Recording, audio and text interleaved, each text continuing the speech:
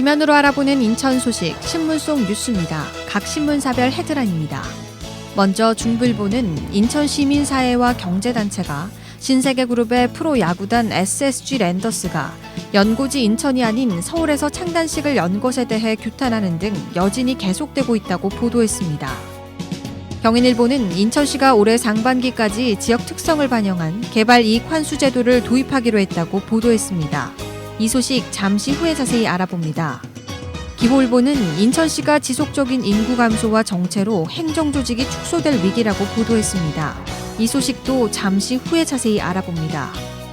인천일보는 코로나19가 다시 확산세를 보이며 4차 유행의 기로에 섰다고 보도했는데요. 최근 일주일간 하루 평균 확진자 수가 전국 500명대, 인천에서는 20명대를 기록하며 방역의 경고등이 켜졌다고 보도했습니다. 그럼 경인일보 기사 자세히 살펴봅니다. 인천시는 지난해 10월부터 시행된 인천시 도시계획 변경 사전 협상 운영에 관한 조례를 실질적인 사업에 도입하기 위한 방안을 구체화하고 확대하는 개발이익 환수 제도를 올 상반기까지 마련할 계획이라고 전했습니다. 시는 민간 도시개발 사업을 중심으로 공공기여 방안에 대한 사전 협상을 확대할 방침이라고 보도했는데요. 기존 조례는 주거지역과 상업지역 내에서 종상량 등 세부 용도를 변경할 때만 적용할 수 있어 실효성이 떨어진다는 지적이라고 전했습니다.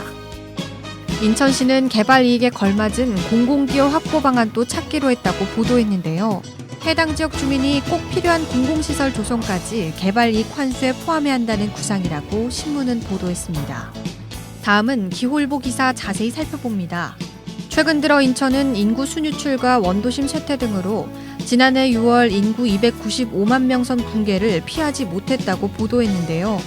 시는 2019년 8월 2개 실국을 추가 신설한 지 1년 반 만에 조직 통폐합 등 행정조직 축소를 검토해야 하는 상황이라고 전했습니다. 이를 두고 일부에서는 관련 규정이긴 하지만 단순히 인구수를 토대로 짧은 기간 행정조직에 변화를 주는 것은 오히려 비효율적이라는 주장이 제기되고 있다고 보도했습니다. 인천시 관계자는 행정조직 확대 후 축소가 검토되는 사례는 인천이 처음으로 인구 추이 예상 등을 토대로 행안부와 계속 협의 중이라고 말했다고 전했습니다. 지금까지 신문 속 뉴스였습니다.